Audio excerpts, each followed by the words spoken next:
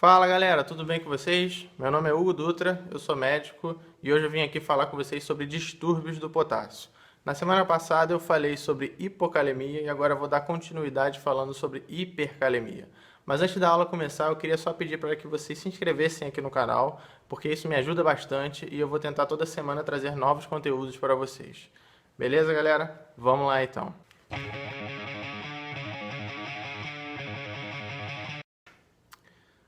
Bom, hipercalemia. Qual seria a definição de hipercalemia? Nada mais é do que um aumento do nível sérico de potássio. E como a gente viu na aula passada, o potássio sérico normal varia entre 3,5 e 5,5. Então, se o seu paciente apresenta um nível sérico acima de 5,5, esse paciente tem hipercalemia, certo? Quais seriam as causas de hipercalemia? Para entendermos as causas, temos que lembrar três coisas que eu falei na semana passada. A primeira delas é que o principal local de excreção de potássio no nosso organismo é o rim. Então, qualquer patologia, sendo ela aguda ou crônica, que curse com insuficiência renal, vai provavelmente gerar hipercalemia, tá? Aqui vale lembrar que a principal causa de hipercalemia no mundo é a insuficiência renal. Então, essa causa não pode sair da cabeça de vocês. E existem diversas causas para a insuficiência renal. Por exemplo, nefropatia hipertensiva, nefropatia do paciente diabético, glomerulonefrite aguda, tumores renais, nefropatias obstrutivas e por aí vai. A segunda coisa que vocês têm que lembrar é que o potássio é o principal íon intracelular. Então, qualquer destruição massiva e aguda de células vai liberar, consequentemente, potássio na circulação sanguínea, aumentando assim os seus níveis, gerando, então, hipercalemia. Que causas seriam essas? Por exemplo, crise hemolítica aguda. Você tem uma destruição maciça de hemácia e de forma aguda. Então, o paciente vai liberar muito potássio na circulação sanguínea, podendo cursar com hipercalemia. Outras possíveis causas: rabdomiólise. Você tem uma lesão de fibras musculares de forma maciça e aguda. Pelo mesmo mecanismo, vai gerar hipercalemia. Outras causas: paciente politraumatizado, por motivos óbvios, assim como o paciente grande queimado. Beleza? E a terceira coisa que vocês têm que lembrar é que o potássio está intimamente relacionado com o pH do nosso organismo. Como eu falei na aula passada, hipocalemia é causa e consequência de alcalose metabólica e hipercalemia é causa e consequência de acidose metabólica. Então isso tem que sempre estar na cabeça de vocês. Beleza? Com isso vocês conseguem amarrar as principais causas de hipercalemia. Mas aqui vale lembrar só algumas a mais. Por exemplo, o uso de medicamentos. Existem medicamentos que aumentam o nível sérico de potássio, principalmente os diuréticos poupadores de potássio, como a espironolactona, ou os antihipertensivos, inibidores da ECA e bloqueadores do receptor de angiotensina. Show? Sempre lembrar deles, tá? Outra possível causa, mas que é uma doença rara, seriam as doenças que cursam com hipoaldosteronismo. Beleza? Então, se vocês conseguirem lembrar de todas essas que eu falei, você provavelmente vai diagnosticar a maioria das causas de hipercalemia no seu dia a dia. Beleza? Então, quais seriam os sintomas do seu paciente? O seu paciente ele pode apresentar sintomas musculares, como, por exemplo, fraqueza muscular, cãibras, fadiga, tudo bem? E sintomas cardíacos, porque o potássio ele é o principal íon responsável pela repolarização elétrica cardíaca. Então, esse paciente pode apresentar arritmias cardíacas, que são graves e podem levar a óbito. Perfeito? Então, sempre lembrar de pedir um eletrocardiograma nos distúrbios do potássio. Que alterações seriam essas? Como o potássio é responsável pela repolarização cardíaca, se você tem um nível aumentado de potássio na circulação sanguínea, essa repolarização cardíaca ela vai se apresentar de forma mais abrupta e mais rápida. Tá? E no eletrocardiograma, a repolarização cardíaca ela é representada pela onda T. Então, as alterações principalmente vão estar na onda T. Tá? Que alterações seriam essas? Como o paciente apresenta uma repolarização mais acelerada e mais intensa, a onda T ela fica encurtada na sua duração e ela fica apiculada, aumenta a sua amplitude. Alguns autores chamam de onda T em tenda, certo? Essa é a principal alteração eletrocardiográfica da hipercalemia. Se o paciente não for tratado e a hipercalemia se agravar, esse paciente pode apresentar alterações da onda P, principalmente aplainamento da onda P, ela fica quase que na linha de base do eletrocardiograma, e mais grave, o paciente pode apresentar alargamento do complexo QRS. beleza? Show. Como é que a gente faz o diagnóstico da hipercalemia? Muito simples, só pedir um exame laboratorial e ver que o potássio está acima do limite da normalidade. Aqui vale lembrar só um pequeno detalhe. Sempre que você está suspeitando que esse seu paciente é pouco provável que tenha uma hipercalemia verdadeira, por exemplo, um paciente sempre mantendo níveis potássicos normais, não tem nenhuma causa possível para a hipercalemia e de um dia para o outro o potássio desse paciente subiu, tá? Nessas situações você sempre tem que lembrar do erro da coleta, porque alguns técnicos de laboratório, quando coletam sangue, mexem demais o frasco de sangue. E quando você mexe demais o frasco de sangue, você pode romper algumas células lá dentro, liberando potássio para essa amostra. Então você falsamente aumenta o potássio da amostra. Beleza? Sempre lembrar desse detalhe aí, certo? Mas então, diagnosticando uma verdadeira hipercalemia, a gente tem que tratar. Como é que trata a hipercalemia? Aqui a gente tem dois mecanismos principais para tratamento da hipercalemia.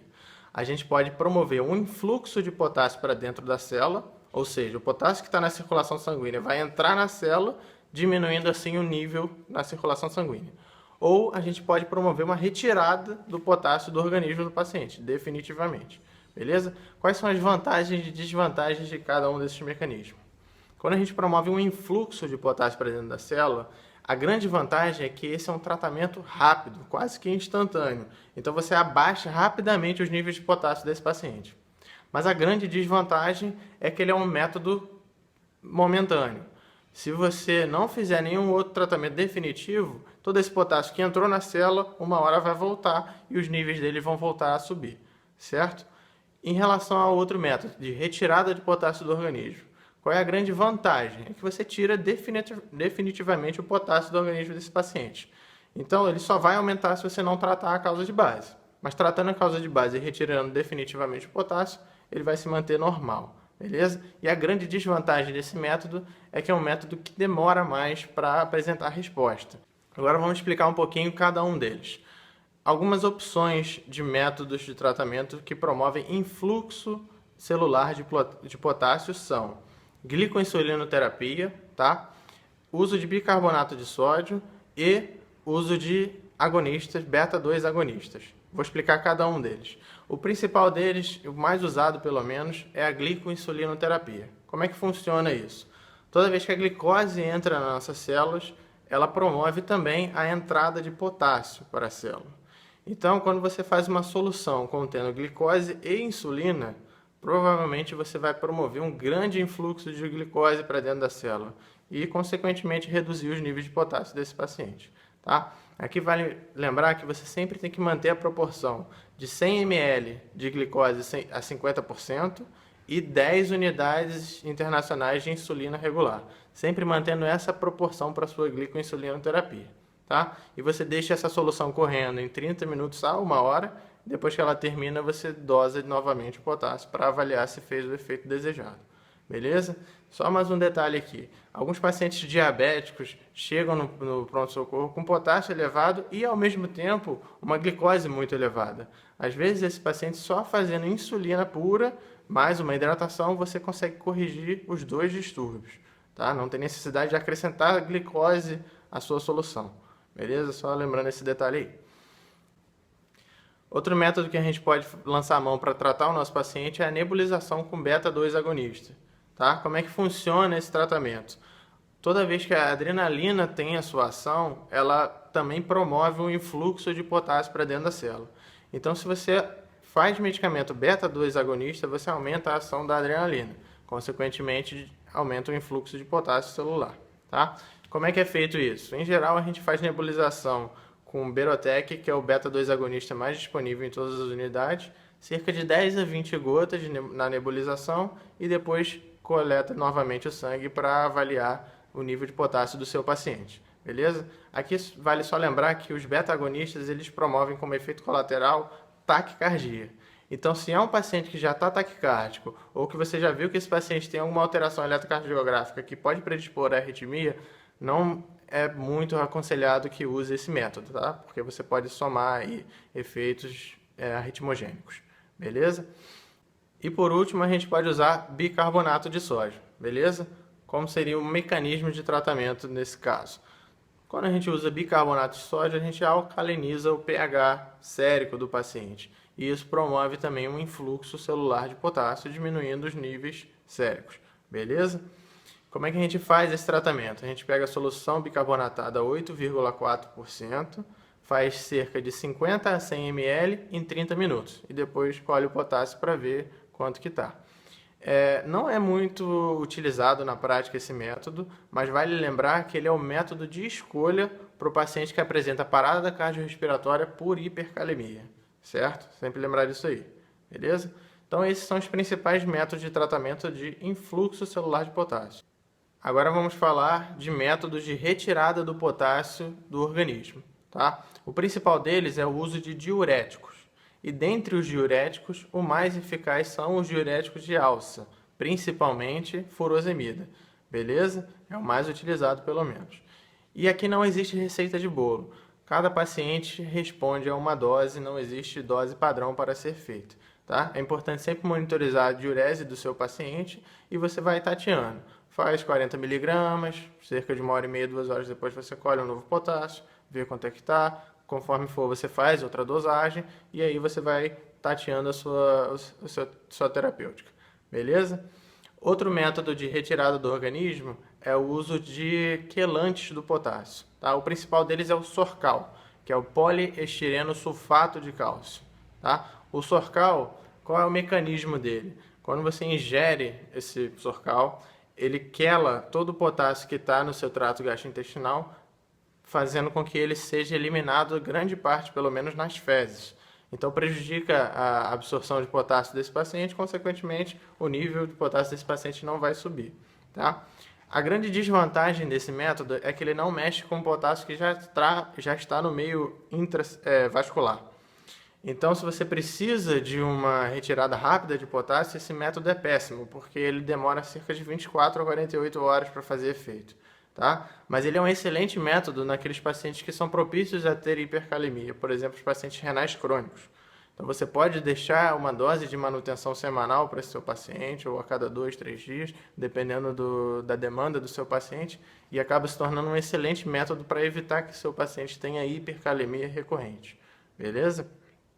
E por último, o outro método de retirar potássio do organismo é por meio da hemodiálise, um método artificial, mas que salva vidas e é extremamente importante.